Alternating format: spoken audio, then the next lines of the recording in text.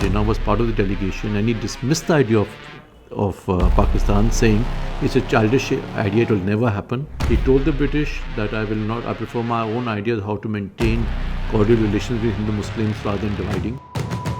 There isn't any memorial for... Where is it? Now we have some memorial museum being set up. Where's the memorial for partition? How many people know about what people went through during partition? The only memorial is for the people who died for the British in the World War. This case was Bhagur blinding, where a letter had been sent to my mother saying that just to her in the Supreme Court that 33 suspected criminals have been picked up by the police and blinded in police custody by poking their eyes with needles and acid being poured into the eye. Perfect, sir. How are you? How is today?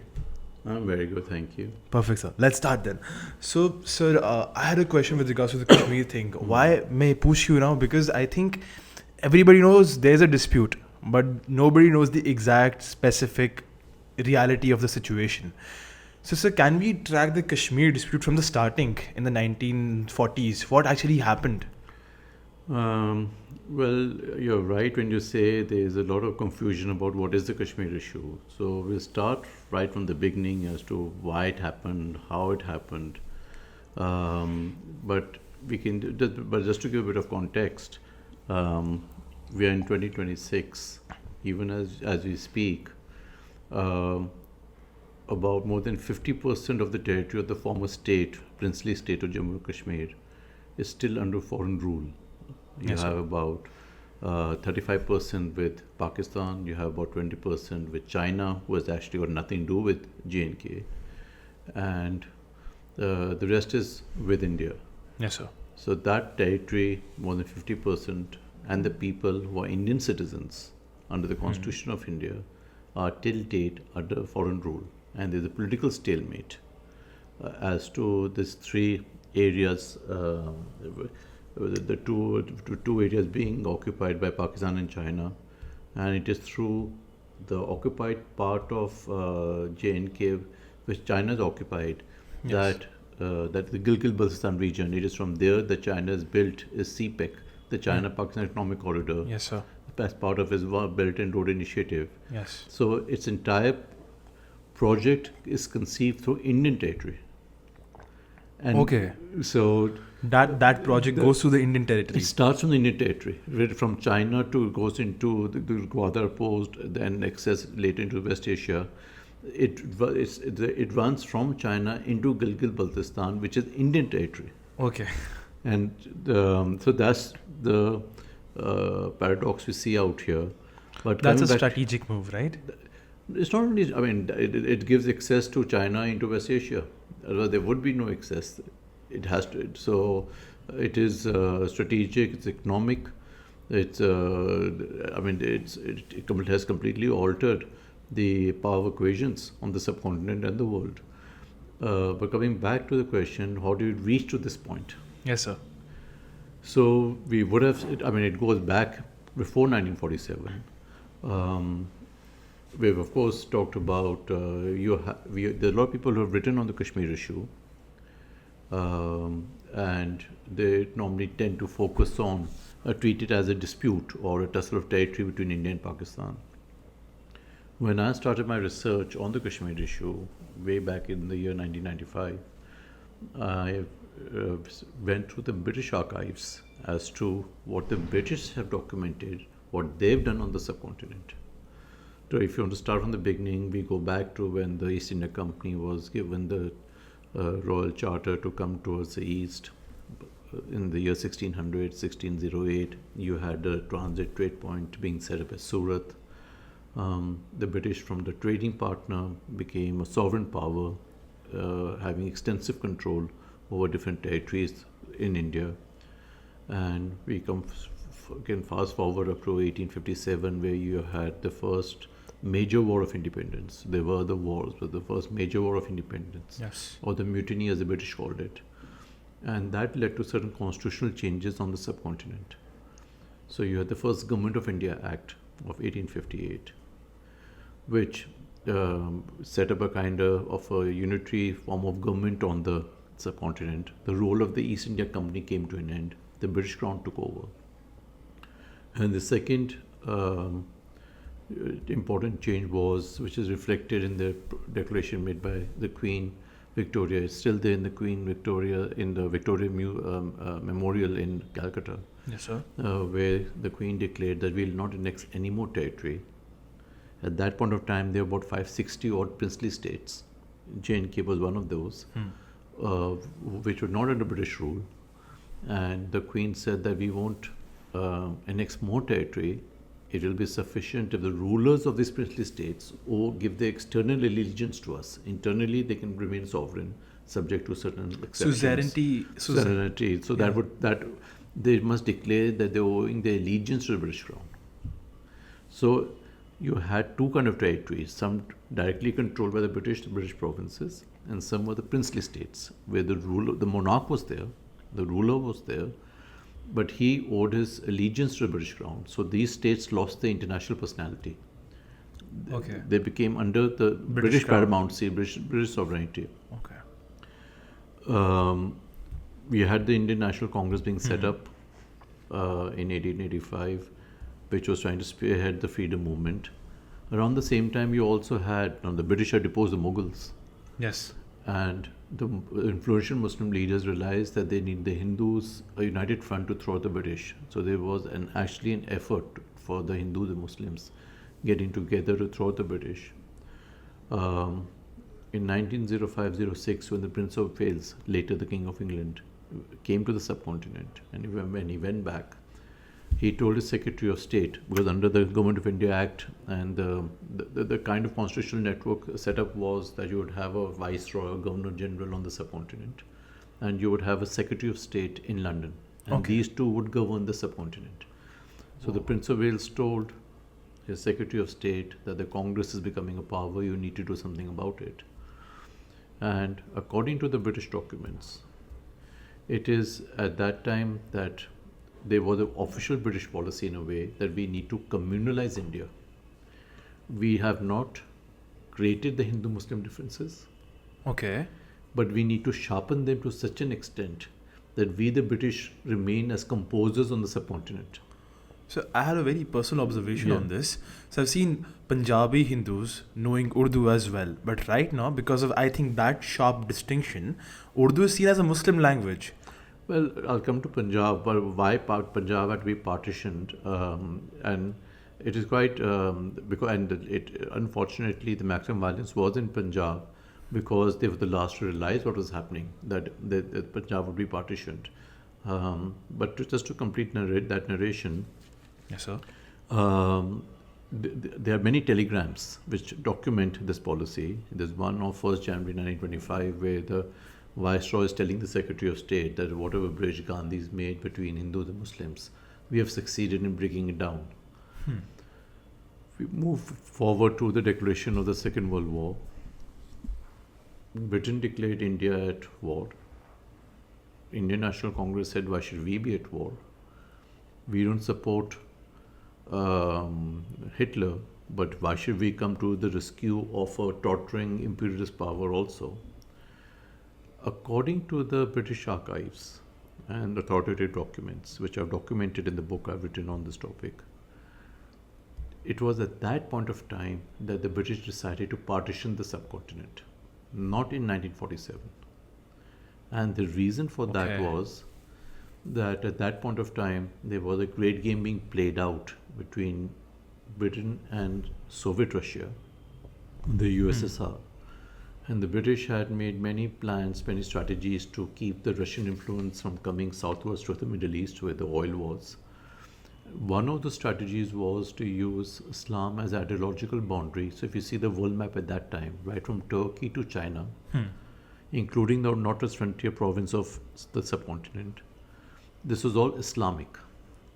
Yes. So the idea was that we have this Islamic belt to act as an ideological boundary to prevent Russian from moving southwards. Even America sponsored it, right? Much later, Americans got involved, but this was the precursor to the Cold War. Okay. And the strategy was that now the Indian National Congress is telling us get out. We'll have to hand over power. we can't afford to lose control of this Islamic belt, the Northwest Frontier province. And so we need to keep a slice of India. That slice of India which now corresponds to Pakistan. Yes. So we need to create a friendly state, friendly to Pakistan, friendly to the UK, on the subcontinent for British strategic interest. Okay. Now, Northwest Frontier province was a hilly area, not viable as a state, and so Punjab had to be partitioned so that the fertile plains of West Punjab are merged with the Northwest Frontier province to create West Pakistan. Which was rather deserted and arid. That area was a hilly area. It's not viable as a state. Hindu Kush area. And so that's why they had to merge the fertile plains of Punjab. Okay. And Lahore as well, that line. The Congress thought that the British will never partition Punjab. So they actually wrote to the British saying that if you're going to talk about this two-nation theory and you're going to partition Punjab along that, you'll have to partition Bengal. And the British said, we'll partition Bengal also. So the partition of Bengal was actually incidental to the partition of Punjab. Okay. So if you see every constitutional plan in the 1940s, it always talked about fracturing the subcontinent. Churchill has gone on record to say India is no more a country than the equator. You can cut it into as many pieces as you want to. Yes, sir. So the idea was that any part of India were to have direct treaty relations with the British. So the idea was to fracture the subcontinent. And this was in every plan, whether you see the Stafford Cripps plan, the Cabinet Mission plan. The blueprint of partition was prepared in the end of 1945. Okay. It was telegrammed from Delhi to London sent by the cable on 6th of February 1946. This plan is identical to the Radcliffe Award. So the Radcliffe Award was a farce. Radcliffe Award in 1947 was only a formality. It just took in its entirety the partition blueprint that had been prepared in 1945. So the main thing that the people talk about, that Radcliffe line should have been a little different. It should have covered Lahore. It was already foregone. It was already a fate implied. It had already been decided.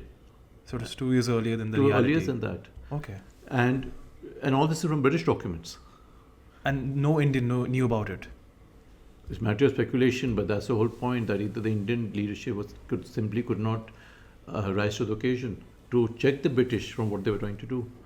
So this is now, and then you have the direct action declared by Jinnah from Bombay, saying that now time has come to take to the gun. So riots in Calcutta, slowly all over the country. Noakhali riots. So, and they went spreading throughout the country, so that by the time Mountbatten came in 1947, India was already in flames.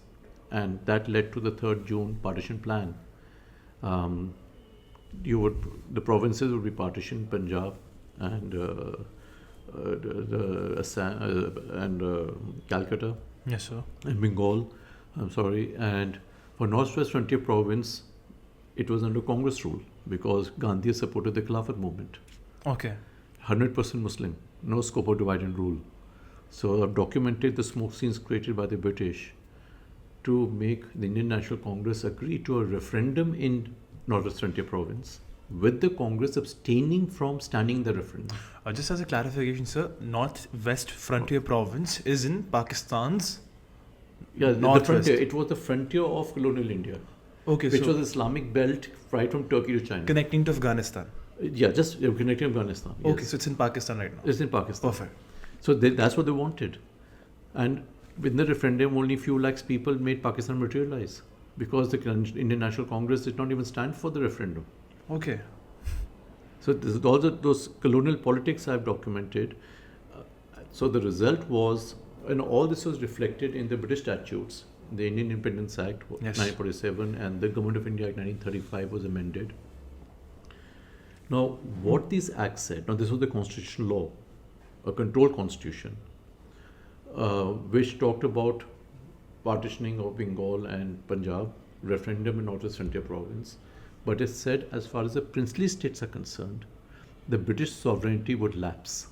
So the sovereignty would come back to the rulers. So you would have about 560 sovereign countries on the subcontinent. Okay, Of course, Mountbatten gave a speech that you're interdependent, you're small, you're not viable as states. Some of you should come to India, some of them went to Pakistan. Yeah. So all the mess was actually done by the British. It was done by the British, but in this entire scheme of thing, they assumed that the Muslim majority, J&K, contiguous to Pakistan, would go to Pakistan. Okay. And when that did not happen, it is the British that created the Kashmir issue. Okay. Because to complete that for Islamic descent, you had the Northwest Frontier Province and you had Gilgit-Baltistan, Yes. which is part of J&K. Yes. So Northwest Frontier Province came into Pakistan, and Gilgit-Baltistan, the British thought, would Go to Pakistan. Yes. J&K would go to Pakistan, and so Gilgit-Baltistan would be under Pakistan's influence and hence under British influence Okay. for the Great Game against Soviet Russia. So that was the strategy. That's what they wanted. Now the ruler of J&K. Now there were only 3 states that had an issue. Most states went to India or Pakistan. Yes. Hyderabad, Junagadh, and J&K. Yes. J&K, you had a Dogra Hindu ruler, Muslim majority population. Maharaja Hari Singh. Maharaja Hari Singh, and a reverse situation in Junagadh and Hyderabad. Yeah, that's what I was thinking. That there was a plebiscite in Junagadh, but there wasn't any in Kashmir. No, but why? Now that's where the point comes in. According to the British law that created in India and Pakistan, India is the ancient civilization, but Yes, modern day India and Pakistan are creations of the British statute. Truly. And there's no doubt about the legitimacy of India and of Pakistan as created by these statutes. United Nations have recognized them as sovereign countries. As per that law, the sovereignty came back to the ruler. To the ruler. Not to the people. And the ruler alone could decide to stay independent, or go to India, or go to Pakistan. Truly. The ruler of J&K did not want to come to India or go to Pakistan. So as of 15th August 1947, J&K was a sovereign country. Yes. And even the Indian Supreme Court says so in Premnath Kaul's case and many other judgments. Now, the ruler did not want to go to Pakistan. He was Hindu, it was Islamic. Pakistan was Islamic. Yes. He did not want to come to India because he had got Nehru arrested in Kohala in 1946. Nehru said the ruler as irrelevant. Nehru was close to Sheikh There was Abdullah. a friendship with Sheikh Abdullah and Nehru. So the ruler said, I don't want to come to India. Okay. It was this. Pakistan kept trying to force the ruler to come to Pakistan. The ruler complained to London, but nothing happened. Eventually, there was the October 1947 invasion by the tribesmen from Pakistan. Not from Pakistan, but the Freedi tribesmen came into J&K. Funded by Pakistan. Funded, abetted by Pakistan, and the maps given and the directions given by the British, because they wanted J&K to go to Pakistan. So British, then Pakistan, and then the tribes. Tribe. So they were all. The whole idea was that we take J&K by force. That made J&K, the ruler, accede to India and became an integral part of India by the Instrument of Accession of 26 October 1947.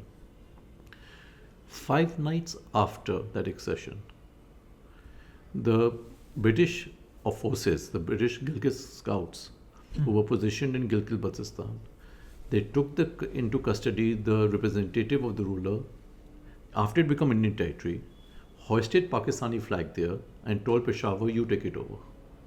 Okay. So Gilgit-Baltistan was carved out of India after it had become Indian territory by the British and handed over to Pakistan, because they wanted that territory for the Great Game against Soviet Russia. Got it. At that point of time, we were still dominance of the British, right up till 1950. Pakistan until later. Indian Army, Pakistan Army was still had British Chief of Staffs. Okay, so they were ruled by the British only at the end. Yes, the British Chief of Staffs were the head of army of India and Pakistan. They're British officers.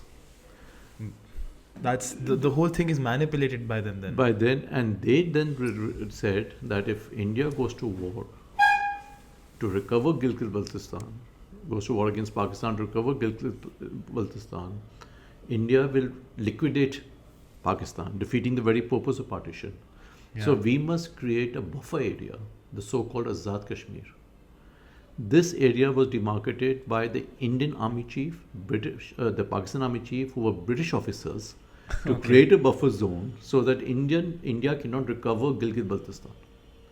So these are two areas which were earmarked by the British that though they're Indian territory, they must be kept free from Indian control so that the British could use it for their great game against Russia. So all of this was in the telegrams. All of this has been documented by the British themselves.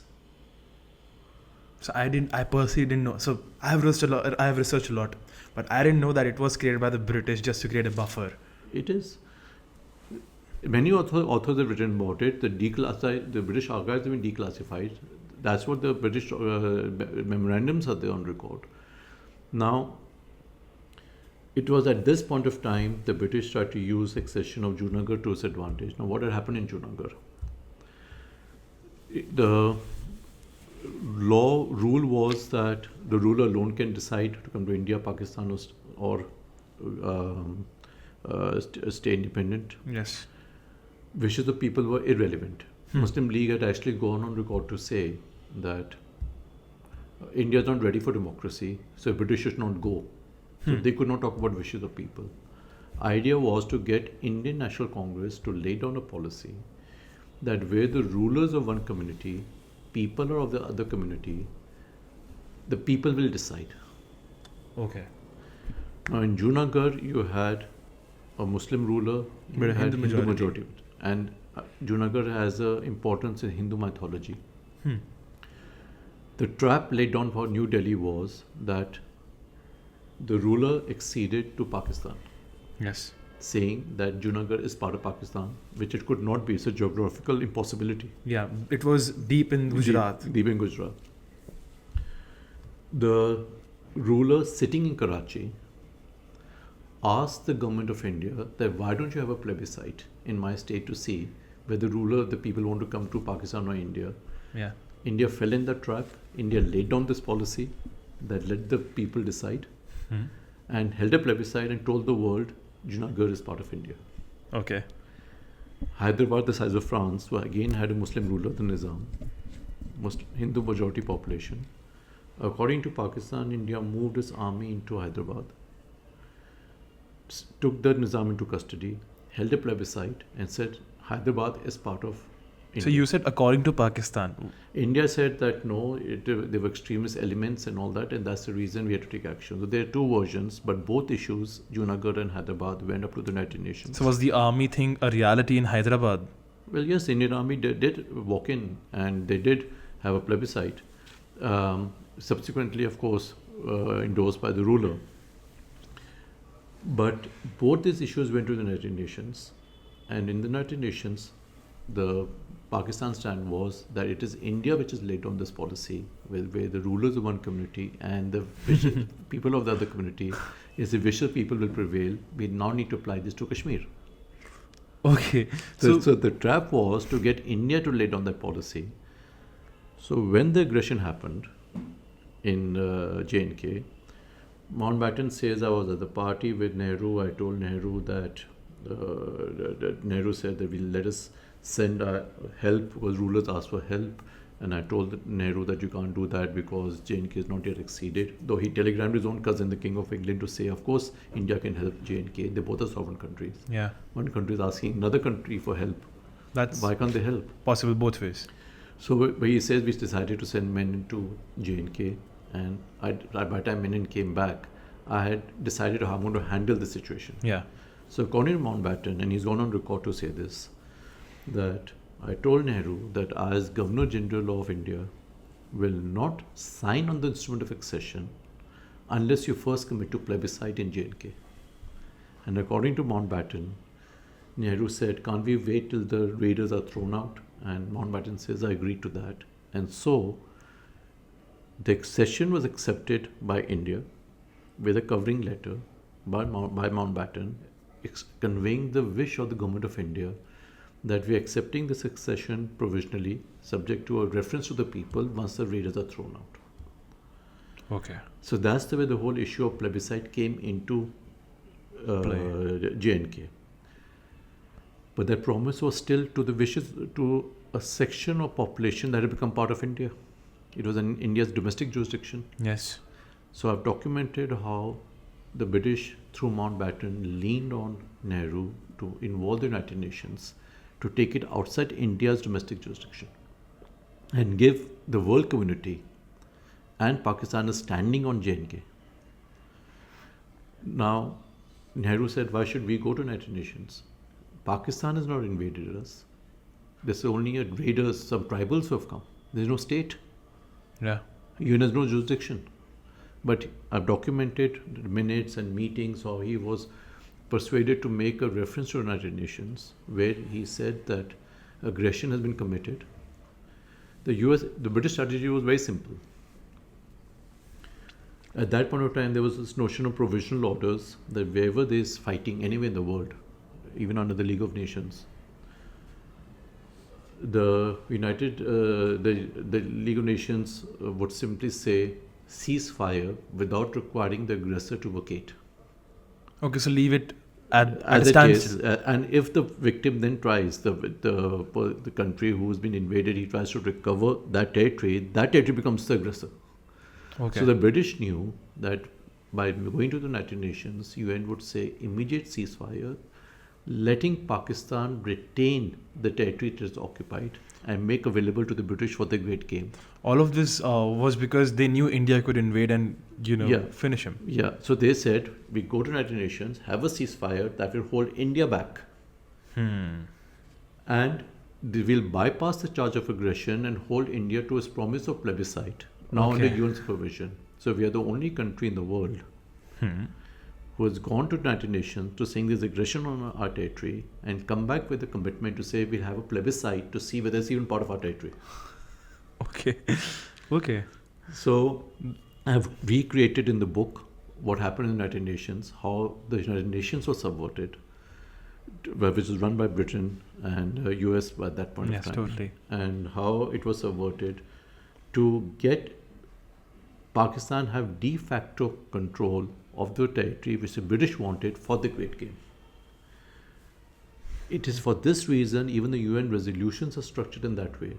First, Pakistan will vacate, then other things come in. Pakistan was never meant to vacate. Rather, it moved its army inside in May 1948. Now, Nehru had realized by this time that that plebiscite will not happen. So there's a secret telegram he had sent to Sheikh Abdullah in 1952, saying that 4 years ago, that is in 1948, I had realized plebiscite will never happen. War is not an option because they've got the heights. Yeah. So let them keep what they have, we keep what we have. Territorial status quo. And that has been India's policy from that time till 2026. In 1957, we told the United Nations, let sleeping dogs lie. 1965, we got Haji Pir, Indian territory. We returned Indian territory to Pakistan at Tashkent in 1966. It's as ridiculous as that. J&K was never part of Pakistan. It is Indian territory as per Indian constitution, not Pakistani territory as per Pakistan constitution. Yet India is giving back Haji Pir to Pakistan. 1971, inviolability of the ceasefire. So why were these foreign policies self-sabotaging? Because it was legally misconceived. We have had Beriberi Union's case by the Supreme Court, which says that it is an attribute of sovereignty for a country to acquire territory or to give away territory. And so in Beriberi Union, the Supreme Court said that Parliament can amend the Constitution to give away Indian territory. Yes. The preamble is not part of the Constitution, etc. Many other countries have taken different views, saying that there can be restrictions made by the people on Parliament to act on their behalf. In Keshwanda Bharati's case, the Supreme Court read that limitation on Parliament to say that you can't alter basic structure and identified territorial integrity and unity of the country to be part of basic structure. It was repeated in Bomai's case. So can Parliament today amend the Indian Constitution to cede away national territory, to make LOC into the international border? If it can't, its policy is against its own constitution. But we have followed the same policy. 1971, we have a parliament resolution saying So that now is territory and integrity in the preamble. territorial integrity and unity of the country is deemed to be basic structure of the Indian And Constitution. we can't amend it. And we can't amend it unless you overrule Krishna Bharati. That is difficult. That's not going to happen. Okay. So as a result, even if India wants to disown its territory, India can't. And we can't even capture other territories? If No, that's we can. I mean, have more territory come in. But Okay. when you have POK and Jammu Kashmir, this is Indian territory. Yes. When you have surgical strikes, you're attacking your own country. So we can't even give it back. We need to get it back. Okay. We can't give it up. You can't have LOC into the international border. The unofficial solution, we have a parliament resolution saying Pakistan must vacate. Yes. China's blanked out. We say it's a bilateral issue. We blank out China altogether, though it has 20% of our territory. That becomes a trilateral issue at the end because they have a part. It's an international issue.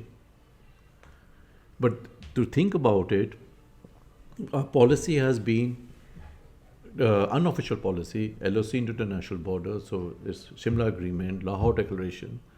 Till now, we are following that policy. China is pumping billions of dollars in CPEC running through Indian territory. We are keeping quiet about it. Because of this policy, LOC into the national border, territorial status quo, a policy which is against the Indian Constitution. So that much infrastructure development may turn the LOC into something permanent. That's the idea. But we can't allow it to happen. It is Indian territory. We discovered from Chinese maps in 1958 that they had constructed the highways up to the Karakoram Pass and all that. We didn't even know about it. So China has occupied Accession, The northeast part. And in 1960s, the Pakistan gifted part of Indian territory to China. Okay. And China, of course, says that this is subject to the outcome of the resolution of the issue between India and Pakistan. So today we have reached that stage where Pakistan and China are occupying Indian territory, keeping Indian citizens under foreign rule. Yes. It's not even in the public debate in India the Indian citizens are under foreign rule. Even those Indian citizens have lost their identity of being Indian citizens. Mm-hmm. Yes. They have their own country, I think. Azad Kashmir has their own Azad prime Kashmir minister. That's again against under Pakistan. You have to swear to the allegiance of Pakistan, to the Pakistan Constitution.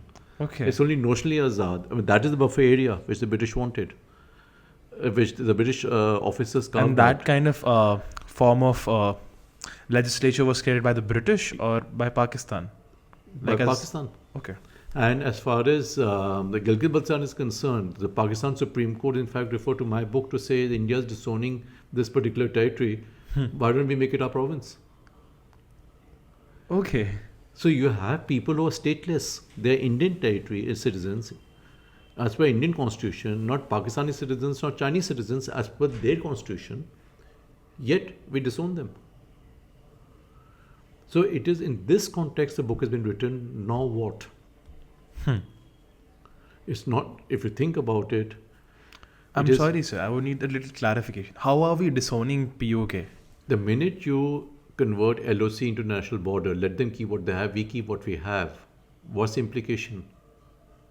Okay, and Pakistan Supreme Court cited your book on this. When the Gilgit-Baltistan, they referred to the references, all the references I put in my book. Yes, sir. And said that if this is India's declared stand, that we are, this is what India has been saying all these years, declaring to the world that we are accepting the accession provisionally, etc., subject to the reference of the people, and so on and so forth. You see, the point is, think about it. It is New Delhi which accepted the accession provisionally. Yes. It is New Delhi which committed to plebiscite. It is New Delhi which internationalized the Kashmir issue by going to the United Nations. It's New Delhi which committed on the floor of United Nations that will hold a plebiscite. So it is New Delhi which has given a disputed territory tag on the entire state of J&K, which is Indian territory. Which Under could have Indian been Constitution. avoided. It didn't need to. And the point is, because Junagadh, Hyderabad is a geographical impossibility for it to become part of Pakistan anyways. Yes. Mountbatten actually says it's stupidity to even think this can be part of the Pakistan. We didn't need to do that. But it's India which has laid down that policy. It is India which has facilitated giving a disputed territory tag on J&K.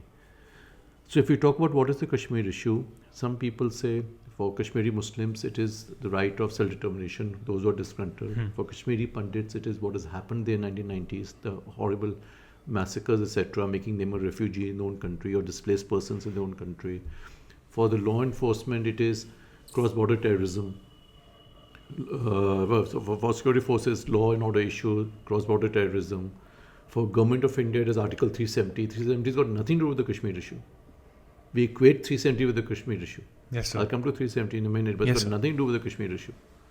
So why is this so crying about it being abrogated? I don't know. It's irrelevant. By getting rid of 370, have we got back our territory or our people? No. Then? The crux of the Kashmir issue is getting back our territory and our people. That is getting rid of the disputed territory tag. Now, how would you get rid of it?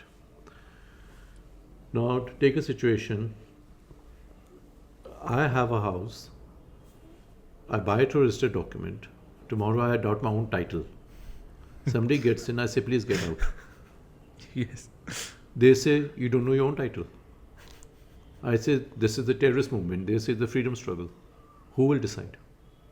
Till my title is confirmed, everybody will play politics around it. Yes. Now, the only first authority that can decide it is the court. The only court in existence whose views are authoritative for the world community is ICJ. Yes.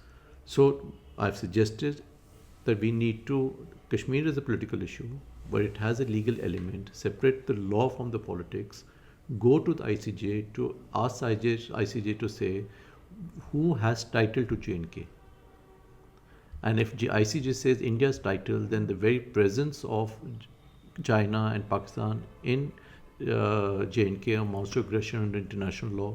You have several documented the entire jurisprudence of ICJ, Nicaragua, Namibia, etc. What will happen if that kind of pronouncement comes? The way forward is very simple. The law point is very simple. India and Pakistan are creations of the British statutes. Now, they were the control constitution. That law said only ruler can decide. Then from where did New Delhi have the power to lay down a contrary policy that people will decide? It's ultra-virus. Yes. The very law that created India made J&K a part of India. And the very law that created Pakistan makes J&K a part of India. Because the accession was under the same law. Pakistan can't disown this constitutional law. Yes. If Pakistan disowns it, there is no Pakistan. Okay. So what was this act? The Government of India Act 1935, which was amended. Okay. So and the Indian Independence Act 1947, they created India and Pakistan the way as we know it. Okay. And it is under this law J&K acceded to India. So as much as I get it, so there was a law, 1935 Government of India Act. In this, there was an amendment which created India and Pakistan. And they read with the Indian Independence Act of 1947. These are British statutes. They created India and Pakistan. And the accession of Kashmir to India. Was under this very law. So the whole of Kashmir. Whole of Kashmir. So the very law that created Pakistan makes J&K part of India. Okay. If Pakistan disowns that law, there is no Pakistan. So go to the ICJ and say, did not the law that make India and Pakistan make J&K part of India? Why, and for under what provision? Now, in law you can have one sovereign country exceeding certain powers to another sovereign country and remaining sovereign for the rest of the powers. According to the Indian Supreme Court, according to Pakistan, according to judgments of the UK, it is possible to do so. The Instrument of Accession told Government of India that I am giving you only external affairs, defense, communication. They were identical Instrument of Accession for all princely states. Yeah. Only external affairs, defense, communication was given. For other states, there were subsequent merger agreements, supplementary instruments. Normalizations. Normalized, but not for J&K. The ruler refused to give it. He said, I'm going to retain my sovereignty. Under what provision of the United Nations can the United Nations say that the future of J&K will be decided in this manner in the absence of a sovereign ruler? Sovereign ruler was not part of JNK, of United Nations. Yes. United Nations resolutions are without jurisdiction. Go to the ICJ and get a finding. Law can't resolve the Kashmir issue. But if you get the correct position in law, it alters the political discourse. Nobody can then say there is a jihad going on. Nobody can then say there is a weekly moral support to what's happening in few districts. You need to change the international political discourse on J&K. Kashmir issue is not few disturbed areas in the valley. Valley is only 9% of the entire state. Kashmir issue is getting rid of the disputed territory tag on the entire state and getting back our people and territory. That includes Baramulla, Pulwama, every district there is out there. Anantnag. Only a handful of districts there's a problem. And that also because of the kind of misconceived policies initiated by New Delhi from 1947 onwards. So you say that ICJ is the right... To depoliticize the Kashmir issue, to even get a declaratory judgment. But is it enforceable? Even if it's declaratory, it is enforceable, number one. But it is eventually enforceable through the United Nations Security Council, which again China might block, etc. So I've talked in the book what will happen. Okay. But I'm not so much on enforceability. I'm on the position of setting the record right to be able to alter a political discourse so that you can go and tell the people of Kashmir that no injustice has happened to you. You need to build public opinion. Public opinion has more force than law. So ICJ would be like a public declaration that Kashmir was always a part. And no injustice has been done by not having a plebiscite. And India was in the wrong of offering it in the first place. Okay. You need to build a case to have people along with you. So we'll reverse our actions of agreeing to a plebiscite. Nobody will follow. You see, you need to handle conflict. Yes. To handle conflict, it's an error of understanding or some communication gap. That needs to be addressed. You need to get people along with you. Yes. By having ASPA, UAPA, etc., by having draconian laws, you're not going to get people to follow in line. No law does not persuade because it threatens. Yes. People need to understand the law. There has to be a public opinion. One way of building the public opinion is to use law to set the record straight and break the political stalemate between India, Pakistan and China. It's only a step. It's not the resolution of the Kashmir issue. This will make it, go through and put it in motion. To start some political movement. We don't need to.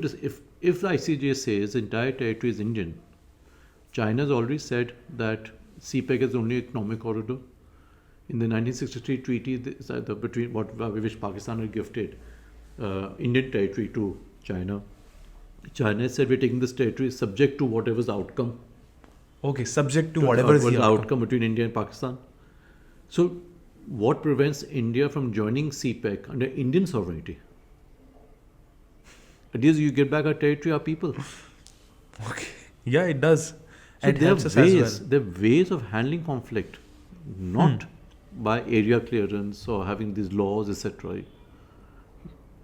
So we need to use law because you don't have a diplomatic solution. Yes. Because your own case is LOC international border. You don't have a political solution. Yes. You don't have a military solution. Yes. You don't have an economic solution. So you're stuck with a LOC and LSC for generations. And this might become permanent. It has virtually become permanent because, who's altering it? We keep saying we'll get POK back, but how? Exactly. It's not going to get up and come. So we don't want LOC, LSC to be permanent. We don't want inviolability of the ceasefire line. We want there should be no ceasefire line. We want the territory back. So and there's a broader message. People in India, Pakistan, Bangladesh, etc. are all one people. If you think about partition, is partition not partition of Hindus and Muslims, it's partition of Muslims and Muslims. Yeah, exactly, because India is secular. No, not because India is secular. What were the areas that form Pakistan? The Muslim majority areas in the first place. Yes. And the Pakistan movement started in United Provinces, Aligarh Muslim University. That's part of India. So the movement of creating Pakistan started in India, what became Pakistan was the Muslim majority. There was no insecurity in the first place. Partition Muslims and Muslims. Muslims themselves don't want partition because they have Agra, the Taj Mahal, they have the Red Fort, they throughout the whole subcontinent. They don't want to go to the wings. Right, you're right. Why would they leave their honor, glory, whatever there And is? then go to the wings. What for? Now, if the British have done, we demonize those in Pakistan, they demonize Indians. You've created this entire mess because of the slice of land you wanted for the great game. That's what the British did. And if you actually compare what the British did with, I mean, it's to show the partition was scripted. Just 2-3 decades before that, what happened in the Middle East? Disintegration of the Ottoman Empire. Identical colonial politics. Here you had East India Company, there you had Levant Company. Levant company. Levant. I didn't know. There was a separate... The same traders going there. Here you had Jinnah, who was made the sole representative of Indian Muslims. There you had Sharif Hussain to lead the Arab revolt. Here you had detachment of India and Pakistan, Pakistan coming out of the subcontinent. There you had Kuwait, Palestine, taken out from the Ottoman Empire. Here you had... so Arabs would want to be separate from the Turkish, who were then Muslims again. Again Muslims and Muslims. Muslim. Again, here there was sectarian there, Shia, Sunni. Here you had Hindu Muslim. Okay, got it. Then you have Indian Muslims who till date have to say we are patriotic. There you have the Armenians in the same position. Here you had exchange of population between India and Pakistan. There between Greece and Turkey. Identical colonial politics 20 years apart. To show how partition was scripted. So they practiced it on Turkey and then... But this disintegrated the Ottoman Empire, and then the same politics out here. 2 million people butchered, 14 million displaced, largest in history. And Mountbatten's gone into court to say, what's 2 million? Only a small fractional percentage of the Indian population. And the massacres were actually a tribute to the British, that if the British were here, that's why there were no massacres earlier. He's gone on record to say these things. Okay, so this is such bad gaslighting, sir. They did it first and then they blamed their things on us. So they created this whole issue in such a way that not a single European got hurt in the partition violence. It was Indians and Muslims, Hindus and Muslims killing each other. First control and then say, because of you it happened. Yeah. So I've documented the colonial politics from time to time, how they use the Round Table Conference, the Simla Conference to show bickering between Hindu Muslims to say we want to give India the independence, but they are not in the position to take it. Because of the Atlantic Charter, the US was leaning on the UK to say, how can you talk about every man is free and then have be a colonial power? So how many people did Jinnah represent to actually ask for a separate country is what I'm asking. Jinnah is on record to say, I got Pakistan with my typewriter. So he had no support. He had no support. He was a barrister. You see, Jinnah for the first almost 3 decades of his career was telling the British, I will never let you divide the country. Okay. He started working with Hindu leaders. He was declared to be, he headed the Indian National Congress at one point. He said, I'll not join Muslim League if it talks about dividing the country.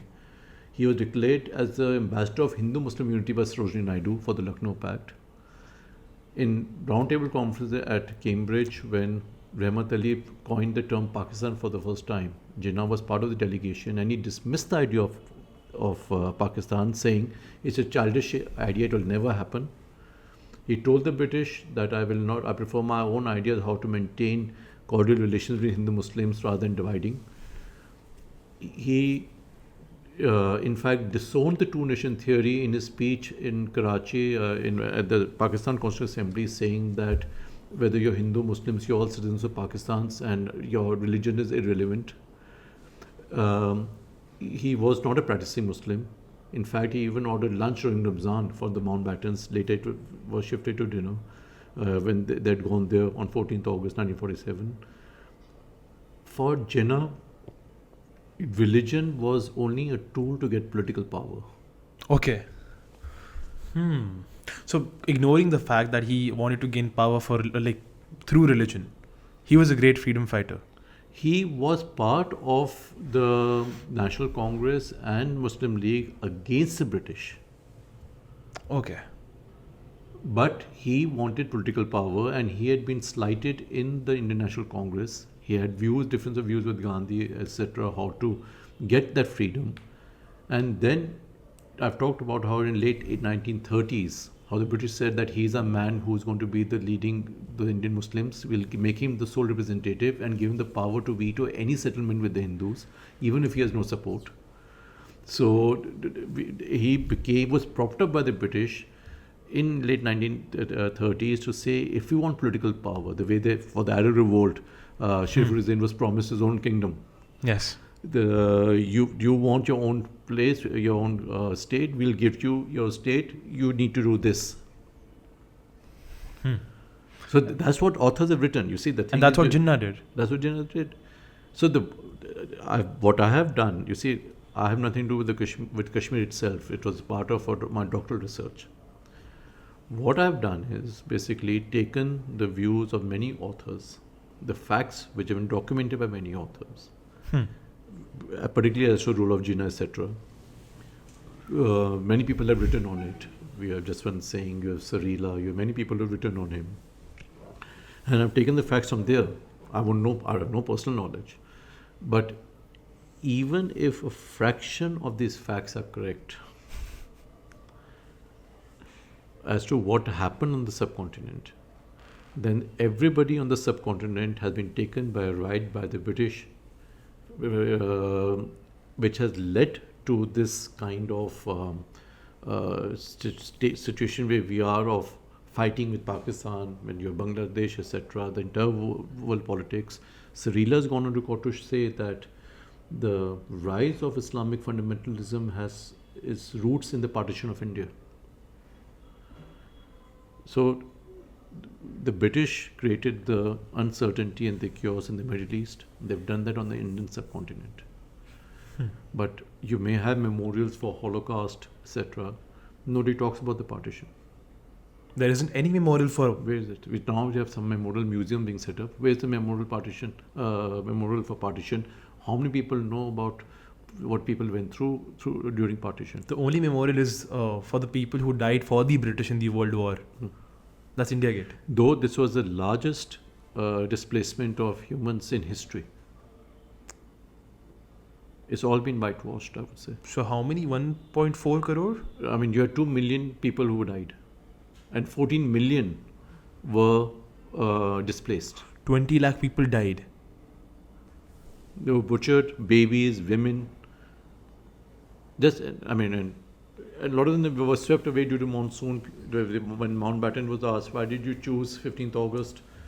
He said, well, I was asked to give some date. It is as good as any other date. That's the date the Japanese are surrendered, 15th August. Without realizing, that's the time when monsoons hits the subcontinent. So there were carriages which were swept away in the monsoons. Because of the river flowing? River. And Punjab is the land of 5 rivers. So you had... partition was planned for June 1948. I think it's reasonable to speculate that they discovered Jinnah had TB. He might not have survived that long. So it was hastily preponed to 15th August 1947. In the League of Nations, you had the entire forces to ensure exchange of population between Turkey and Greece. Here you have a very hurriedly cobbled Punjab boundary force. So without even having the people in place to ensure there's no violence. There are many tidbits in the book which talks about how the Sikhs at that time said, we want our own state, and how Mountbatten said, go to Radcliffe, he's the mandate, when he had no mandate to talk about a Sikhistan. How the people from Chittagong, etc., tribals, were not Muslims, they were told you'll be in East Pakistan, and they were going to protest, and the Congress was going to boycott the celebrations. How Mountbatten told Radcliffe, send the award when I've left on my way for Karachi, so that as of 1947, even the people did not know where the boundary was between India and Pakistan, which led to even more violence because of the rumors, etc. Because they could have moved before. Yeah, they could have moved before. There was uncertainty that what would be that boundary line. It was not declared before 15th August 1947. But or there on were 15th certain August. killings as well in the independence, like after. There were killings. But why were there killings? Because of this reason. One community avenging what happened to the other community. It started with Calcutta. The British officers went back into the barracks, and the Muslims started direct action killing the Sikhs. And I've documented in the book, and I've documented from eyewitnesses, from Manto's poems, what all they saw, the horrors of partition. For statistics purposes, World War II had around 45 million deaths, and this had 20 million alone. That's half of what World War II was. 2 million deaths. 2 million deaths. 2 million. 2 million is still a lot. 20 lakh people. And what Mountbatten says, that's only a fraction of Indian population, so what? Okay. So, but there was, I think, a certain thing. So, I don't know what's the reason behind it or the rationale behind it. It's behind abrogation of Article 370. Why was it in the manifesto in the first place? Okay, now you're going back to now. If we have a policy, unofficial policy, I keep saying, because officially you have the Parliament resolution. Unofficial policy, let them keep what they have, we keep what we have. So then the focus has been inwards into what we have. Now the rulers had the ruler, when he was acceding to India, he said, "I'll give you only external affairs, defense, communications. I'm not giving you anything else." But you couldn't have a monarch in a republic. Okay. Yes. So the idea was that you would need to transfer your power to the people of J&K, not India, because it was a sovereign country coming in 3 limited areas to India. Yes. For the rest, it was still a sovereign country. So the sovereignty was to go to an elected state constitutional assembly in the state, not to all the people of India. So Article 370. So basically, the Article 370 actually captures the terms of accession. So the 3 areas you've given, you just need to consult the state. For the areas you have not given, you need the consent of the state, and there will be a constitution of that state, which will be it's contemplated in the Constitution of India. So it is not a sovereign constitution; it's a constitution under the Constitution of India. Okay, just an article under the Constitution of India. The Constitution of India, only Article 1 and Article 370 applied. The rest of the Constitution did not apply to J&K. Okay. So Article 1, you're part of India, and 370, we said you'll have your own state constitution, and to be framed by your own state constitutional assembly. And all this can go away with the same constitutional assembly saying repeal it out, because the idea was not that 370 does not use the word special status. 370 simply says let the Constitutional Assembly decide the future constitutional relationship with the Union of India under the Constitution of India. Okay. So it was like an autonomous. Where you want autonomy, you take autonomy. If tomorrow the Constitutional Assembly says we want to merge 100% with India, you merge 100% with India. Okay. So it was left to the state Constitutional Assembly to decide the constitutional relationship, future constitutional relationship. Now, at that point of time, in 1947, when the accession was signed, then you had the constitution being framed. You had this draft Article 370, Yes. and then eventually the constitution was adopted. At that point of time, there was no state constitutional assembly. It had yet to be enacted. Okay. The elections were yet to be held for the state constitutional assembly. That's the reason Article 370, which is only a provision to give effect to the Instrument of Accession, that's the reason that provision that was put as a temporary and transitional provision. Not because it had to stay or go, but because those events had yet to happen. In 1951, the Yuvraj made the proclamation setting up the State Constitutional Assembly, elections were held, you had the Basic Principles Committee being formed, which said that we want, in J&K, we said we want J&K to be an autonomous republic within the Union of India. But we are an integral part of India. And then you had the Delhi Agreement of 1952, which talked about giving some special preferential treatment there, which was ratified by Indian Parliament. And then you have the 1954 orders, which talked about state subjects, some preferential treatment, etc. The way you have in other places, in Himachal Pradesh, you can't buy your own land. So, Northeast, you have your own preferential treatment. So in a pluralistic society, there's nothing wrong with it. But then, of course, then Sheikh Abdullah was arrested. He stayed in jail till late 1960s. Over the years, um, everything in Article through presidential orders under Article 370 Clause 1, the entire autonomy or the New Delhi with consent or concurrence with pliant regimes in J&K actually emptied Article 370. So there was nothing very special about J&K anyways by the time the 2019 notification came. Yes. By executive action, you could even amend the state constitution. So it was on the other end of the spectrum, not autonomous. It was completely governed by the executive actions. So, but that's another debate. But the point is, Kashmir issue is not Article 370. It was just for the transition period. This transition period from transferring the sovereignty from the ruler to the state constitutional assembly. That's all. Okay, so when the powers were wholly transferred, it would be abrogated there and then. Now, it was left to the state constitutional assembly to make a recommendation to abrogate it or not. Okay. The state constitutional assembly did not make any recommendation, so logically it means the Union of India through the president didn't have the competence to abrogate it. But whether it's there or not there is irrelevant. So you procrastinated the abrogation? What turns on the abrogation? What turns on the abrogation? 370 has never come in the way of New Delhi treating J&K the way it wanted to. So you had the Union Home Minister talking about at one point that 370 is not a wall, it's a tunnel through which a lot of traffic is gone and will continue going. So according to me, there are different ways of having got rid of 370. You could have said reciprocity. If people in J&K want to hold post in the rest of India, they'll be able to do it only if rest of India can hold post in J&K. If you want to buy land in the rest of India, we should be allowed to buy land there. Make it reciprocal. So that is being opened by the abrogation. No, I'm saying that could have been there even without the abrogation. कैसे हो सारे लोग? Sorry for interrupting by the way. So इस particular timestamp से मेरा angle आना बंद हो जाएगा. I'm really sorry for that because मेरे फ़ोन की बैटरी ख़त्म, मेरे कैमरे की बैटरी ख़त्म हो गई थी. And so fortunately, sir ka angle is still there. So all the relevant and important vital information is still retained in the podcast. So sir discusses, so sir Kashmir issue अब end हो रहा है. अब sir track करेंगे कि PIL, Public Interest Litigation, कैसे India में आई. And we gonna discuss multiple cases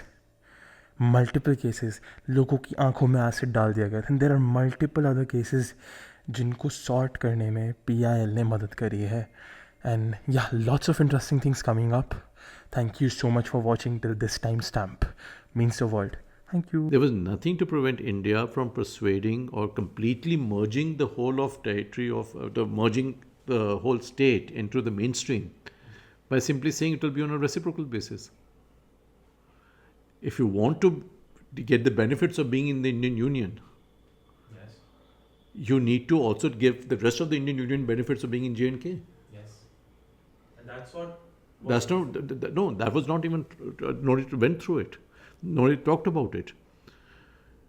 The 370 was only symbolically left in there. The content was emptied with the entire Constitution of India, almost the entire Constitution of India already being implied on the state through presidential orders under Article 370 Clause 1. Okay, okay. So at the end we had a semi-constitution, like a superficial. You had basically, by the time the notifications came in 2019, by that time almost the entire Constitution of India was anyway applicable on the state. The contents of Article 370, which talked about autonomy, etc., had been, of the 1954 order and the Delhi Agreement, etc., all that autonomy had anyway been slowly chipped away. So the difference between the situation before abrogation and after abrogation, the status quo is. I would say, as far as application of Constitution of India, not much of a difference. What has happened is, from state you have Union territories with or without legislature, so direct New Delhi's control. But for me, the genesis of the Kashmir issue is not in Article 370. The solution is not in Article 370. If Article 370 is there, very well. If it's not there, very well. Whether it is there or is not there, it is completely irrelevant to resolving the Kashmir issue. It doesn't, I mean, I'm not for Article 370. If I also agree that in one union there should be in a country there should be only one constitution. But then there were historical reasons by reason there was a second constitution, but under the Constitution of India. It is the Instrument of Accession which makes J&K a part of India, not Article 370. The basis of saying J&K is an integral part of India till date, till 2026, entire territory, is the Instrument of Accession. Not Article 370, not the Constitution of J&K. And that Instrument of Accession was executed by the sovereign ruler in favor of a sovereign country. It's an act of state. It binds everybody. Pakistan is no locus standi. Because they are to both sovereign countries. A third state can't veto an accession by one country into another. Yeah, they can't. United Nations is no locus standi. Pakistan is no locus standi. It was a bilateral situation. It was just between two countries. So J&K is the integral part of India. Now, being integral part of India was a constitutional relationship, whether it is fully merged, is partially merged, etc. I mean, I've not examined it. I don't need to examine it because according to me, that's not the Kashmir issue. But our New Delhi has, right from the beginning, because of the territorial status quo policy, equated Article 370 with the Kashmir issue. That if we get rid of 370, we'll resolve Kashmir. And according to me, we haven't, because you haven't got your people back or your territory. So the way forward that I think from now is that we should get a declaratory judgment, get an official or whatever that is, an official declaration that Kashmir was always us, has always been us, and then after that what? After that, then go back to the people. You see, you need to pick public opinion. At the international plane, you need to alter the political discourse nationally and internationally. Nationally, go back to the people of J&K to say that enough of this violence, you need peace in that region. You need to remind people in POK and China occupied Kashmir that POJK, Pakistan, because part of Jammu is also under with Pakistan, the people of the occupied territories, that you're Indian citizens. You need to reach out to them. So one is to get back your people and your territory. Other is then you use the international mechanisms. I've documented the entire jurisprudence of ICJ right from the time it was set up in 1940s till Ukraine war as to how the ICJ has decided cases. What stand can China take? Can China intervene? What's the standing of Pakistan? What's the standing of China? What will happen if ICJ agrees with us? What happens if ICJ says no, wishes of people were relevant?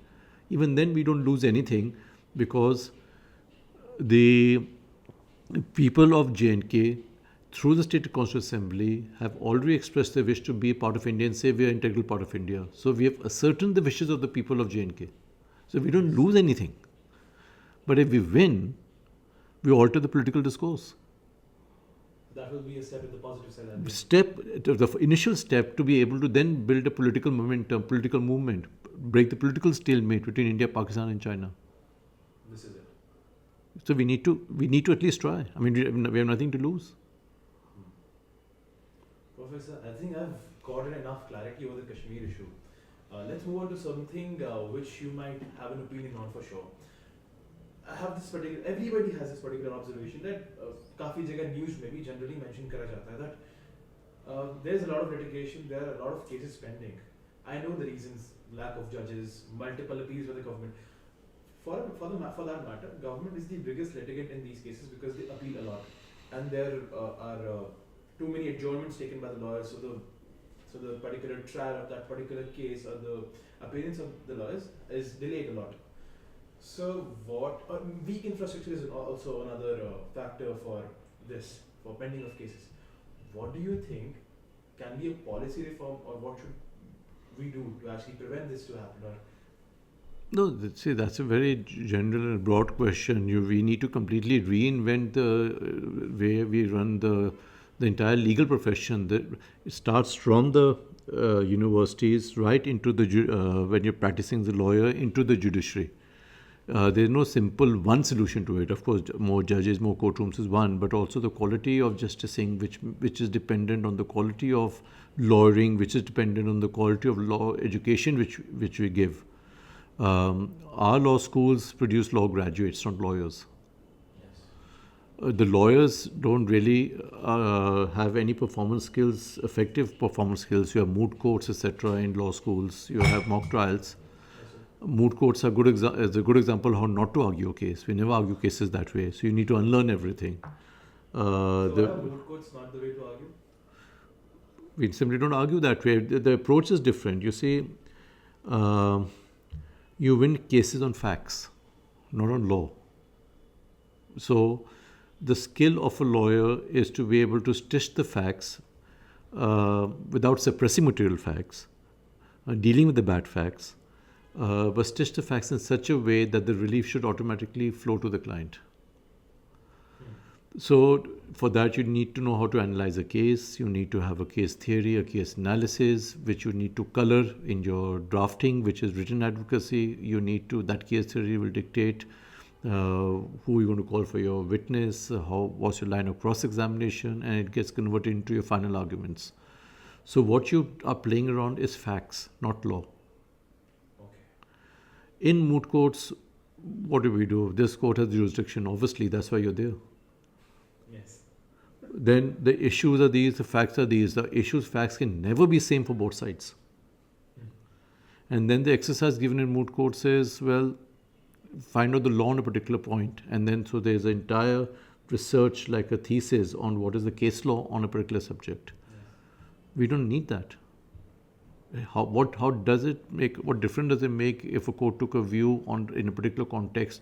Law has to be read in context always, and also in view of the thought process, philosophy of a particular judge. Yes. It varies. In court, law is only a small part of what happens.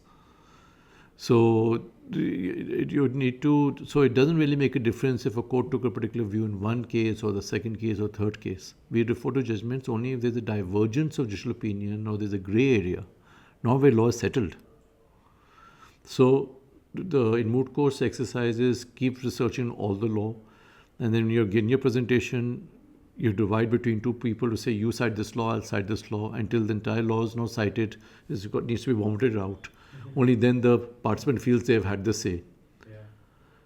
That's not the way cases are argued. Get direct to the point. The attention span of a judge is limited. You need to hook on the judge to the case. For that, your first sentence is crucial, which must be your case theory. And then you need to explain what is the issue to be considered. You have to then give a narration of facts, submission, stitching together your evidence, your case law, along, of course, with your facts, with the factual matrix. Submissions issue-wise. So what you're doing is you're taking the court along with your line of thinking as opposed to an exposition of what the case law is. So you don't, in court you have 10 points, you get your relief in one, you sit down. You don't need to make your 10 points. Even one is... One you want your relief and sit down. So the point is that we don't, the purpose of a moot court is different from the purpose of how you really argue a case. The way it's structured it is different.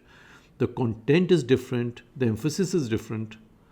So why would a person, why train students in moot courts in the first place?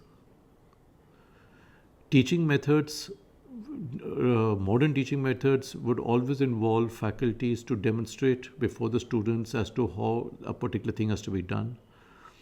The crucial part of any teaching method is that the student must be given feedback there and then as to what could be a better way of doing what the student had done. So there are many teaching methods which give what we say an area of concern, a reason why it's area of concern, how to fix it, extempore demonstrations by faculties, video reviews. All these things happen. There are many modern teaching methods, so that the student goes back having got a concrete lesson. So in your moot courts, mock trials, etc., there's just generalized feedback or more of anecdotal review given, that I did this in this case, I did that in that case. That won't help the student. So you need to equip students with performance skills in law school, whether it's in the adversarial system or in the non-adversarial, for instance, in mediation. How would you be able to facilitate a settlement by what kind of communication skills, negotiation skills, facility skills you need, technological skills in view of online litigation, mediation. So these skill sets are important. How will you draft a settlement agreement which will be executable as though it's a decree of a court? So it has to be unambiguous, specific, enforceable, with default clauses, positive language, who will do what in how much time, for how long. So we learn law colleges, then we unlearn, and then we have to learn. Then we learn, and then no one there to teach us. So you learn under a senior who he or she himself may be using bad practices. Yeah. So you need to have a structured curriculum in law schools to teach professional skills. Those lawyers who are effective in the advocacy will be able to finish the cases more effectively, assist the court more effectively. Judges get appointed from lawyers. Yes. So if you're a good lawyer, you'll be a good judge. Yeah. You'll be able to decide cases. You'll know how to judge. We have seen the quality of justicing that is being done, whether at all levels, is for everybody to judge whether it's good or bad. And you have excellent judges, you have other judges who we would say we don't agree with their views. But that apart, one can agree to disagree. We always attack judgments, not judges. Yes. But the point is that to write effective judgment also needs training. So this training has to start right from the law school, not by hit and just by the hit and miss method or by trial and error method while you're practicing and then becoming a judge and then learning on the job again. Yeah. So I think there's a much broader issues. I mean, you need to reinvent the whole legal system. So can mediation help? Because I think although we're not reinventing the legal system altogether, but we are finding certain better mechanisms which may help certain matters. So can mediation, arbitration help? Well, see, again, mediation has been marketed in this country and in other countries also, in some of them, to say that it will reduce court burden, it's cost effective, it gives immediate relief. So you highlight the ills of the formal legal system to say, why don't you try this system? According to me, that's a wrong way of going about it. Mediation is more appropriate to resolve certain kind of disputes. Litigation is more appropriate to resolve certain kind or handle certain kind of disputes, where you need adjudication, whether it's constitutional law matters, cases where there's murder or rape or heinous offences, things like that, go in for litigation. Cases which have emotional component, cases which have commercial elements, where you want a quick decision, where a person might be able to, where there can be common underlying interest on both sides to finish off a case. Divorce, matrimonial cases again, custody matters, go in for mediation. It's more appropriate. So ADR is appropriate dispute resolution as opposed to alternative dispute resolution. So one is not the substitute for the other. Okay. They both must run along side by side. Certain kind of cases, must invariably go through mediation.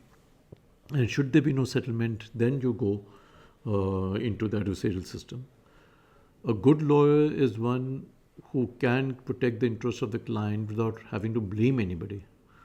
So if the lawyer can protect the interest of his or her client through counseling or through negotiations or through mediations, before you get into a blame game of the adversarial system, then no harm in exploring that first.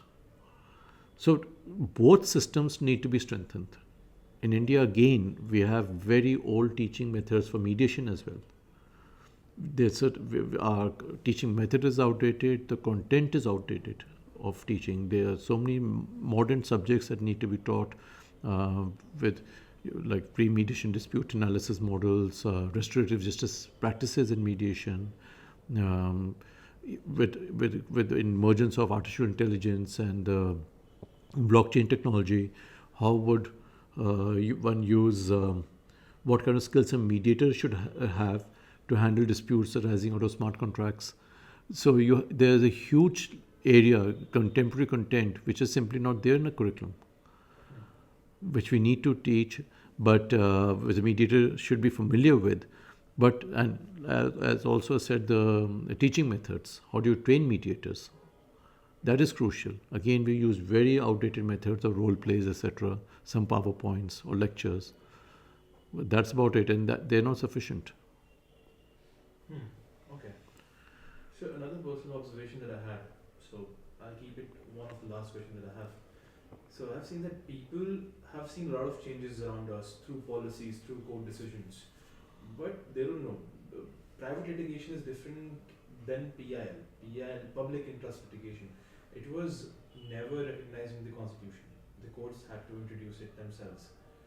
So many people, or most of the people, don't know that most of the things, most of the much needed policy decisions, or most of the much needed judicial decisions arise out of a PIL. No, well, first of all, I disagree with you that the court initiated it. Okay. For those, I mean, it's a matter of record and even acknowledged by the Supreme Court now. PIL was actually initiated by my parents with under 12 prisoners case in 1979, Huzra Khatun's case. Then there were other cases of Bhagur blinding and offshoot Rudul Shah's case, and many more cases. And there's a background to it. If you see the way the Indian judiciary is worked, 1950 onwards, we inherited the common law system in a way. So the court was working within the paradigm of the common law system. So you had, you start with A.K. Gopalan's case, a positive approach of the Supreme Court, which says that you compartmentalize law and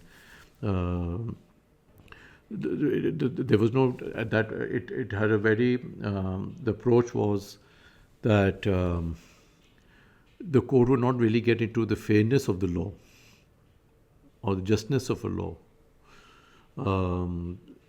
We shifted into the natural law school by Kochuni's case in 1959, then in Golaknath's case, 1967. In Gopalan's case, it was that law recognized, law gave you the rights, so law can take it away. Okay. But in natural law school, Golaknath, etc., you're born with certain inalienable rights. Law only recognizes those rights. Law can't take it away. Again, there was a shift, if you go back to Kishan Bharati's case, where 6 judges took the view, which were positive, is 6 judges were natural law, and Justice Khanna was 13th judge who said he has fundamental rights. What the right involved in that case was fundamental right to property. So in the socialist constitution, that can be amended. So that is where he sat. But for that reason, but there was a cleavage of views on divided between positivism and natural law school.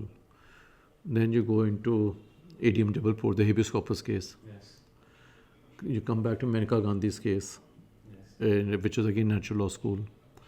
So you'll see the Supreme Court was swinging from positivism to natural law school. But all positivism basically saying the law will give you rights, law can take it away. So in habeas corpus case, in emergency, is the constitution which has given you right to habeas corpus, the law can take it away. Yeah. And natural law school saying that you're born with rights. So law only recognizes it. So law cannot take away those rights. You're born with it. You're the right to life, etc. But they're inherent in you by virtue of being human. Okay. So, but all these cases were within the common law system. Not from PIL. Not from PIL. The PIL not even been conceived till now. They were all within the constitution. Within the common law system, swinging from natural law school to positive law school. All of these cases, there had to be a dispute. There was a list. It was adversarial. Whether it was in Maneka Gandhi, if you see her passport had been taken away, so without a right of hearing according to her, and so post facto hearing was given, etc. Whether emergency, Kishan Bharati's case, Golaknath right to property, they were all there was a dispute between A and B. It was not something It was adversarial. One party was, there was a conflict between A and B, and the court was asked to decide the dispute. And complete with the checks and balances of the common law system, which basically requires a judge to be a neutral person between two parties. The form is prescribed, the way you get into court, pleadings have to be appropriate, legally admissible evidence has to be considered. The judge is bound by the issues involved in the case. The judge is to give reasons of whatever, by after hearing both sides, you deliver a judgment deciding the conflict. One side wins, one side loses. So that's an adversarial way of deciding a case. Then came some press cuttings in Indian Express in January 1979, written by Rustam ji, who was a member of the National Police Commission, who had gone to different jails in the state of Bihar. And he had written 2 poignant articles about the plight of these people languishing in jail for periods longer than they've been tried, convicted, and given maximum sentence. So if, for instance, somebody had stolen a cycle, 6 months, he's there for 10 years. Okay.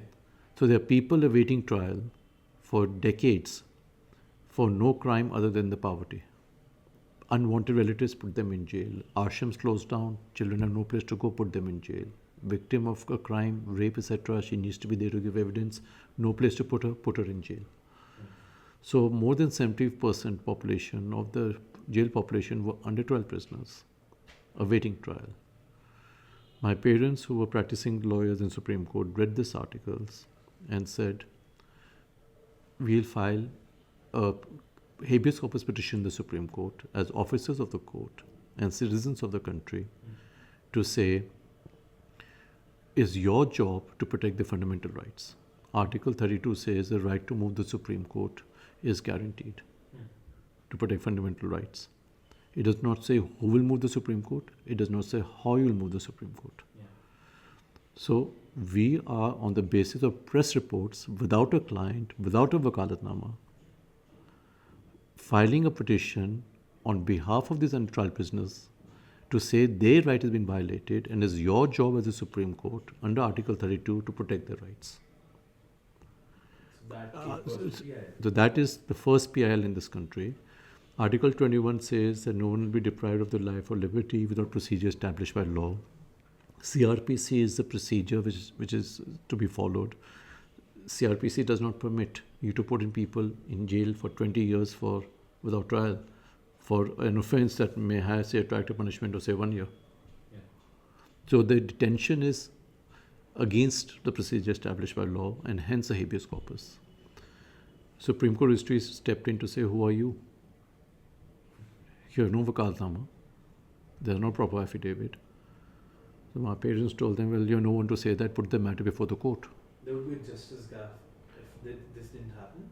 I'm sorry? People, seek remedies for the wrong things that have happened to them. So the next friend would file a habeas corpus, or the people out there, but so normally what happens in common law system, that the person who's in prison, the next one will go, a person minor, the guardian will go. Okay, yes. But here was a situation where these people were completely disempowered, destitute, poor, did not know why they are there. No one to look after them. So on the basis of a press report, this petition was filed. Supreme Court issued notice. The first bench was Justice Tulsapurkar and Justice Pathak, very conservative judges, not Justice Bhagwati or latest judges who came in. And in about 6 months, about 40,000 prisoners were released from jails. Because of this one? The one PIL. Slowly it was expanded to all states in the country, so many more thousands were released. An offshoot of this case was Bhagur blinding, where a letter had been sent to my mother saying that, addressed to her in the Supreme Court, that 33 suspected criminals have been picked up by the police and blinded in police custody by poking their eyes with needles and acid being poured into the eyes. This was happening in Bihar? Bihar, Bhagalpur. Yeah. Blinding case. I know the case, yeah. So that was the Bhagalpur blinding case. So that was so. That was the case for the first time Supreme Court discussed whether compensation can be given under Article 32 for violation of a fundamental right. Acids were being Poured into the eyes, and then cottage soaked with acid was tied around the eyes and bandaged to ensure complete blindness. Some of them were blinded twice. I met all of these 33 people when I was growing up. I went to the chambers. I've seen all of them with the eyes out. So This was done by the prison administration. this is done by the police officers with the help of the jail doctor. And the state had given them gallantry awards for containing crime. So anyway, the Supreme Court quashed the prosecution, brought them to Delhi, to send them to AIMS, tried to get them rehabilitation, gave a lifelong pension, so on and so forth. You know, Surya Khatun's case, the first case, Supreme Court had read as fundamental right to speedy trial. Whereas in this case, the Supreme Court went on to say that you have to give legal aid at state expense and so on and so forth. There's a positive obligation on all magistrates to do that, to tell the person that you have this right of legal aid at state expense. And so the many propositions were laid down. Yet another offshoot of Rudal Shah's case, where in 1953 he had been arrested on charges of murdering his wife. He was released in he was acquitted in 1968 by the Sessions Judge, saying he's innocent. But the order said release on further orders. Those orders did not come, so he was in jail for 14 years after his acquittal. He lost his mind, became insane, and this PIL was again filed by my parents in Supreme Court, and for the first time the Supreme Court awarded compensation under Article 32 of the Constitution. For the first time. First time. In addition to whatever rights there are under the civil law. The many more cases, Ranchi Mental Asylum, one person dying every second day because of no water, no food, no electricity, no medicines, no treatment, naked patients chained to the bed because they should not fall outside. There were no windows, just gaping holes in the wall. So to prevent them from jumping out, they were chained to the beds. Patients were dying every second day. I had filed cases for Agra and Gwalior. Then there were cases for leprosy victims, etc. Rehabilitation who were given one band-aid for a month to cover their wounds. Now, in all these cases, there's no lists. There's no dispute. There's no conflict. You can't keep people in jail for 20 years without trial. You can't blind people. So PIL is a non-common law jurisprudence. It's unique to India, where the Supreme Court does not adjudicate. There is nothing to adjudicate. It's a remedial jurisprudence where the court goes beyond adjudication to act as a monitor, as investigator. In Bagul blinding, the registrar of the Supreme Court was sent by the Supreme Court to investigate the blindings. The Supreme Court has many other roles beyond adjudication to protect fundamental rights, because the Supreme Court says Article 32 does not say lays down the ends we have to protect fundamental rights, does not lay down how we'll protect fundamental rights. So we have all the powers. So it includes setting up fact-finding bodies where there's no policy. Court can lay down policy, unlike in common law systems. So Vishaka's case, no policy on sexual harassment of workplace for women. So the Supreme Court laid down adoption of Indian children by foreigners, Lakshmikant Pandey's case. So court laid down the policy guidelines. So court can lay down policy where there's no policy. Court can legislate where there's no legislation. So in many of the judgments, some of which I've argued, the Supreme Court has laid down, formulated the rules, like in Ranchi, Gwalior and Agra mental asylums, that told the state notify these rules in the official gazette. So the court is performing a role which is not adjudicatory. Constitution does not permit PIL, but Constitution does not prohibit PIL. Article 32's language is wide enough to let the court depart from the adjudicatory role. And that's the reason why PIL is confined to the writ jurisdiction, whether Supreme Court or concurrent jurisdiction of the High Courts, on Article 2 to 6. Civil courts can't take PIL. So now, if you think about it, how we are deviated from the adversarial system. Anybody can move the court acting pro bono by a telex, by a letter. So even if I write a letter, that's good enough. It can be treated like a PIL. that will become a writ in itself. Yes, that will be treated as a PIL if the court finds there's merit, etc. in it. I think there was a case on this. Sunil Batra. So there are many cases on this, or even epistolary jurisdiction, where the court can so motor read something in the newspaper and issue notice. So you don't need to have a formal procedure. Okay. A telex is good enough to trigger off judicial action. Telex is? A telegram. Okay. Or email to the court is good enough. So there's no particular form of getting into the court. There's no question. The petitioner is relieved from the burden of proving the case. It's a court which will then establish the facts. Procedure is flexible. Doctrines of res judicata, latches, etc. don't apply. The court can go beyond the issues raised in the original letter or petition, can do system-wide reform. The court is not bound by the issues which are brought before the court. The court has an active role. The court is not adjudicating. Court can lay down policy, it can interfere in policy, can lay down policy where there is no policy, can legislate. Can change policy. Court can't change policy, but court can lay down a policy where there's a vacuum. Okay. So it is completely different from the common law system. So all the cases I talked to you about earlier were within the common law system where there's a conflict swinging between natural law school and positivism. This is qualitatively different, where the Supreme Court is acting in a remedial jurisprudence which is non-adversarial, is collaborative with the petitioner, the court and the state collaborating to file remedies for social wrongs. That's different. So that's the difference. So now, this is why PIL was conceived for the poor. But like everything in this country... So could you give an example of how these three collaborate? For example, in this, even this crime against women cell which have been set up, there was at that time a lot of women being burnt, brides being burnt, because the kerosene stove would suddenly burst. There were dowry debts. So again, my parents had filed a case, Kamlesh, saying that due to police patronage, the husbands and the families were never prosecuted, and these are dowry debts. So the Supreme Court asked my parents to give recommendations. So they talked about crime against women cell, setting up all. Then they told the state consider it, and then it came. So it's the court, the petitioner, and the state who are collaborating to find a resolution. Okay, whereas this is different. It can arise out of a letter as well. It's Yeah. easier to file a PIL. Yeah. So that was the way it was conceived. So when you say it was conceived by the court would not have got into an 12 business case. Somebody need to have confronted the court with these hard cases to say this is what is going on.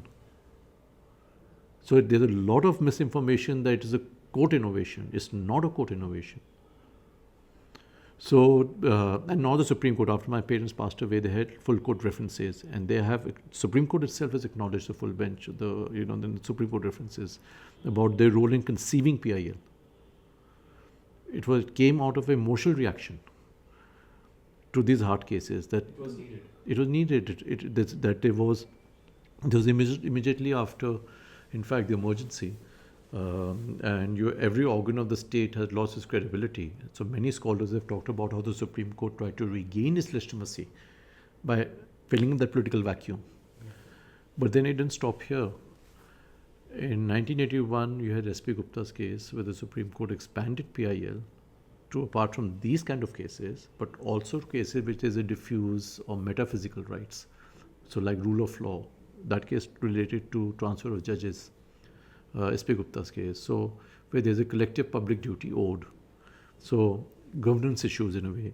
So could you give an example of this as well? You see, the way we do right now for CNG buses, etc., governance issues.